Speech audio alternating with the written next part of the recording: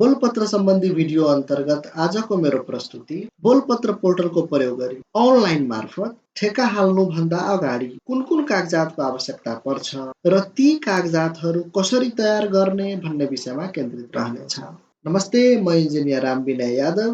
आउनुहोस् आजको विषयवस्तुमा प्रवेश गरौँ।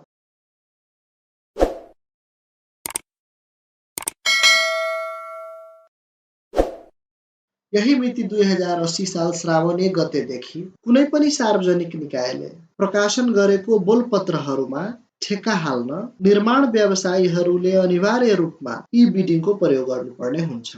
आज हामी लागत अनुमान रु 2 करोडसम्मको निर्माण कार्यको ई-बिडिङ मार्फत ठेक्का हाल्दा आवश्यक पर्ने कागजातहरूको विषयमा चर्चा गर्दैछौँ। बोलपत्र पोर्टलको प्रयोग गरी ई-बिडिङ मार्फत ठेक्का हाल्नुभन्दा अगाडि मुख्यतया 10 वटा डकुमेन्टहरू तयारी अवस्थामा राख्नुपर्ने हुन्छ। ती डकुमेन्टहरू हुन् बिड डकुमेन्ट, फी तिरेको रिसिप्ट, बिड सेक्युरिटी, जसलाई बिड बन्ड पनि भनिन्छ, त्यसैगरी letter of bid, technical details, equipment details, work breakdown structure WBS, tax clearance certificate, company registration certificate, business registration certificate, त्यसैगरी लेटर अफ अथोराइजेसन अथवा power of attorney.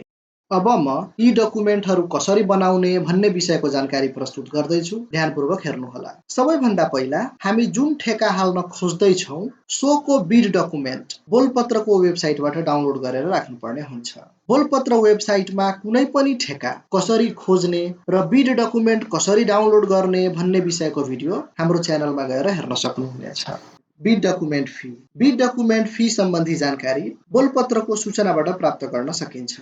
लागत अनुमान रकम रु 20 लाखदेखि रु 2 करोडसम्मको निर्माण कार्यको लागि बिड डकुमेन्ट फी रु 3000 भए पनि केही कार्यालयहरूले रु 5000 सम्म पनि माग गरेको पाइएको छ। त्यसैले बिड डकुमेन्ट फी बापतको रकम जम्मा गर्नुभन्दा अगाडि एकपटक सूचना हेर्नु अति आवश्यक हुन जान्छ। बिड डकुमेन्ट फी बापतको रकम कार्यालयको राजस्व शाखा अथवा सूचनामा तोकिएको ब्याङ्क मार्फत दाखिला गर्न सकिन्छ।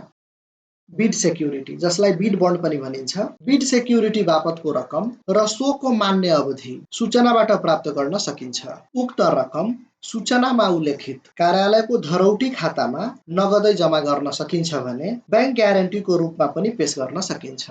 ब्याङ्क ग्यारेन्टी पेश गर्दा उक्त ग्यारेन्टीको मान्य अवधिमा विशेष ध्यान दिनुपर्ने हुन्छ।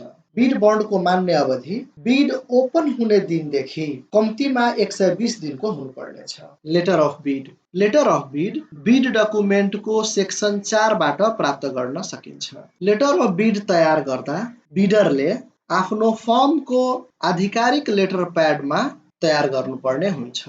Technical details.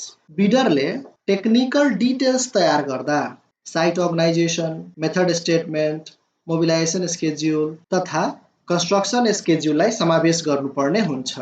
टेक्निकल डिटेल्सको फर्मेट यहाँ तपाईहरूले हेर्न सक्नुहुनेछ। त्यसपछि इक्विपमेन्ट डिटेल्स। इक्विपमेन्ट डिटेल्समा बिडरले आफ्नो स्वामित्वमा रहेको र भाडामा प्रयोग गरिरहेको इक्विपमेन्टहरूको विवरण राख्नुपर्ने हुन्छ। इक्विपमेन्ट डिटेल्सको फर्मेट यहाँ तपाईहरूले हेर्न सक्नुहुनेछ। यी डकुमेन्टहरू तयार गरी PDF फर्मेटमा सेभ गरेर राख्नुपर्ने हुन्छ।